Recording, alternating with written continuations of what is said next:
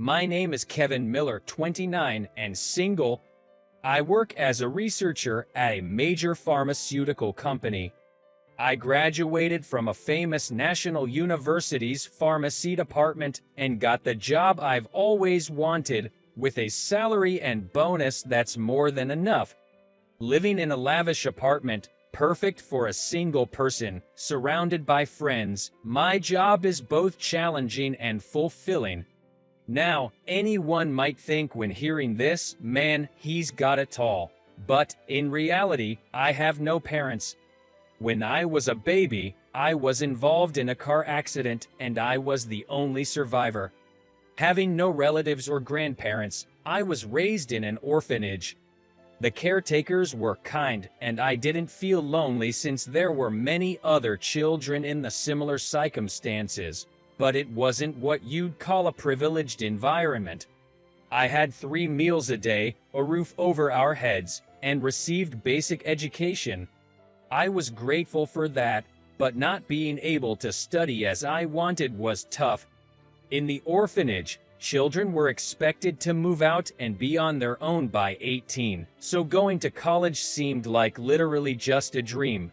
I loved to study, so this was the hardest part for me. Then, there was a helping hand known as Daddy Longlegs.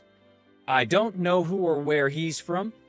He made regular donations to my orphanage, and hearing about my exceptional performances in middle and high school, that he or she has decided to fully sponsor my college tuition and living expenses.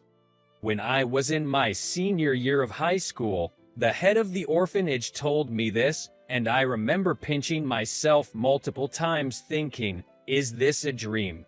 However, there were conditions. I need regular reports on your grades. If they're not up to par, I might stop the support. And please don't ever try to find out who Daddy Longlegs is. Though I wanted to thank him/her someday, I agreed. I believed graduating with honors would be the best way to repay him, so I focused on my studies. As a result, I graduated with honors and got a job of my dreams and live my life. Yet, I still don't know who Daddy Longlegs is. I believe the best thing I can do is develop effective medicines to help those suffering from illnesses and work hard every day. Then, one day, I was called by my boss. Nervously thinking that I have made a mistake at work, I went to his office, only to hear something I have never imagined. Kevin, do you have a girlfriend? No, not right now. Great. How about meeting a young lady I know? Excuse me. Apparently, the daughter of a close acquaintance to my boss runs a medical equipment company and it seems like he wants to meet me. Of course, I don't know this woman. I wondered why she'd be interested in me, and before I could say anything, my boss continued. I want you to hear the details from her directly. Can you do this for me? I couldn't refuse. And plus, I was also curious. Why on earth would she want to meet me? As I agreed, he told me the time and place. He told me not to think too much about it, but she's the daughter of a major medical equipment company's CEO. So I decided to at least dress appropriately for the occasion. On the day, I went to this first-class hotel, through the pivoted door and headed to the designated tea room. Announcing myself to the receptionist, I was shown to my seat. The others had already arrived. It was my matchmaking partner, Ms. Catherine Thompson, and President Thompson. I'm sorry to keep you waiting. No worries, we just got here. I think it's natural to be here before time for occasions like this. While Catherine replied with a smile, Mr. Thompson seemed stern. I was sure about this. He was unwilling to this setup. While not sure what to do, I seated. After exchanging brief introductions, we started with a casual small talk. Catherine gave off the vibe of a refined lady, but she was friendly, cheerful, and had an infectious, bubbly laugh. Her father, the CEO, seemed to be in a bad mood the whole time and didn't even try to hide it. Occasionally, Catherine would look at me with an apologetic eye. What a wonderful woman!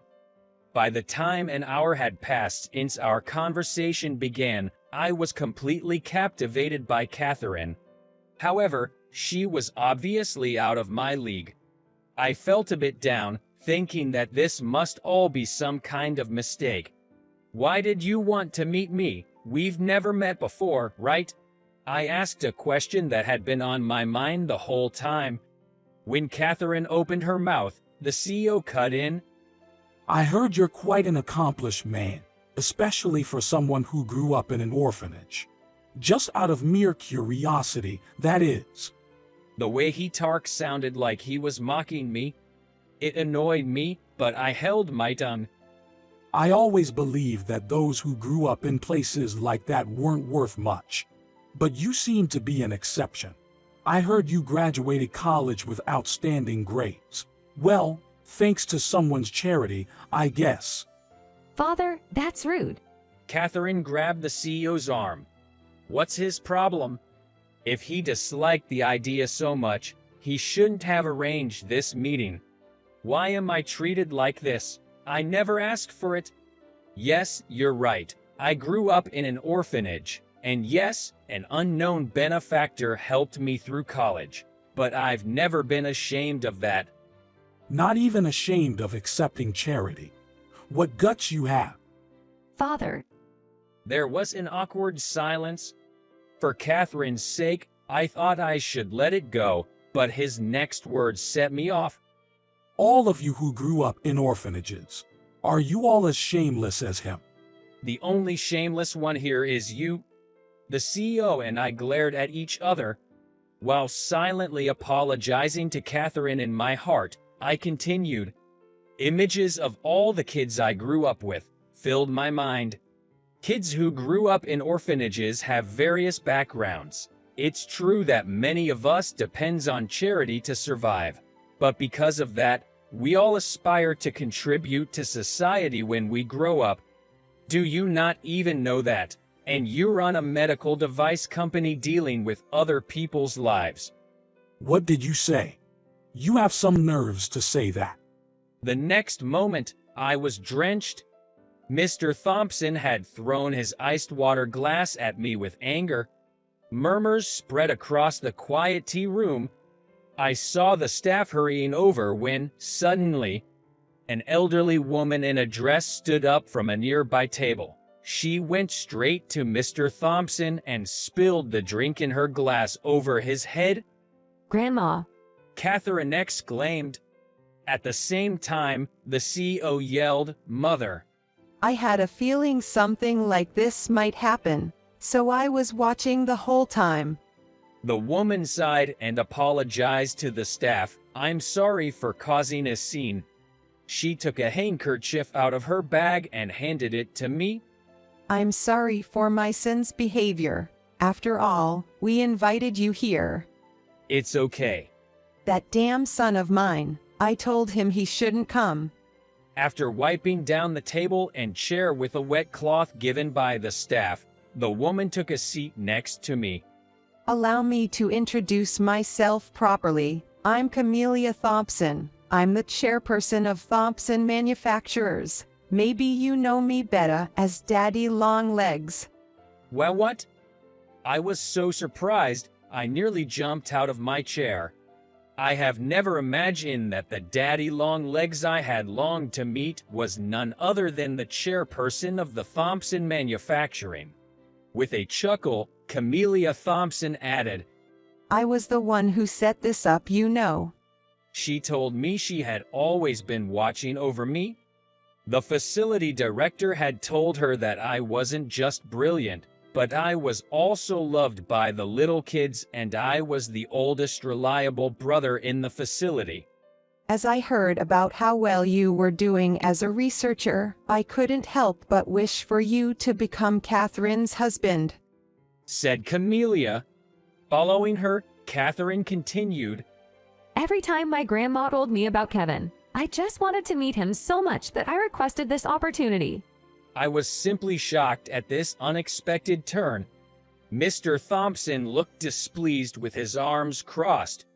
Please forgive my foolish son. He was just upset about the idea of you taking Catherine away and was carping about you. I'm embarrassed that he is still over-attached to me. She sighed. I was speechless. It seems Mr. Thompson insisted on coming to this instead of Camellia. Camellia, anticipating trouble, had come ahead of us and witnessed the scene where Mr. Thompson splashed water on me. What's not to like about this wonderful young man? After she exclaimed in exasperation, Mr. Thompson mumbled, "It's because he's so wonderful." He's just as you described, Mother. He's more than a gentleman when it comes to Catherine. And it's clear from his conversation that he's sharp. He's a much finer man than I imagined. That's why I don't like him. I just thought he was pretending to be someone he's not, and I wanted to know his true colors. We three were at a loss for words at the ridiculousness of it all. Even I, who was supposed to have been praised, was confused. A tense silence continued. Just as I felt like I need to break it, Catherine suddenly burst into laughter. So it means Dad's just jealous of Kevin, right? With tears of laughter in her eyes, she playfully slapped Mr. Thompson on the back. "I'm not jealous of this young guy," he protested, his face turning slightly red. Oh, come on. This is all so ridiculous. What a farce. Camellia said, bowing her head slightly to me. I'm really sorry about all this. She apologized. "No, please, I should be the one apologizing." I got up and gave a deep bow to Camellia. Considering all the kindness I had received, merely bowing didn't seem enough, but at last, I got the chance to thank the daddy long legs. I could feel my entire body trembling. "I don't even know how to express my gratitude for all you've done. It's thanks to you that I'm here, alive and well today. Thank you so much." I couldn't hold back my tears. Overwhelmed with emotion, I couldn't even lift my head. Then, I felt a warm hand on my shoulder. It's all due to your hard work. Camellia assured me, despite the many hardships you've faced, you've persevered. I'm proud of you. Her words touched me deeply into my heart. My tears dropped onto the floor. I wiped them away with the handkerchief Camellia had given me. I've been rather rude to Mr. Thompson too, but I meant what I said. Please don't have prejudices against the kids from the facility. I know. He responded. I purposely made those remarks to make you feel upset. I'm sorry. His words were barely audible, but I finally felt a sense of relief. I felt as though I'd gotten a glimpse of the complex emotions of a protective father. Shall we restart this? There's a wonderful steak restaurant in this hotel. Let's all go together. Camellia said, clapping her hands and standing up. Everything happened so suddenly, and I was still in a bit of a daze, but I followed the three of them. The restaurant was on the top floor, and the view outside the window was bathed in the colors of sunset. I knew I'd never forget this beautiful sight. Later, Catherine and I began to go on occasional dates.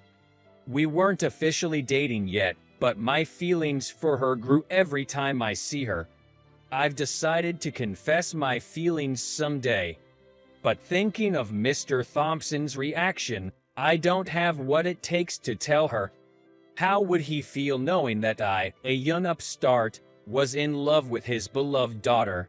Would he break down in tears? The mere thought made me feel complicated. What's on your mind, Kevin?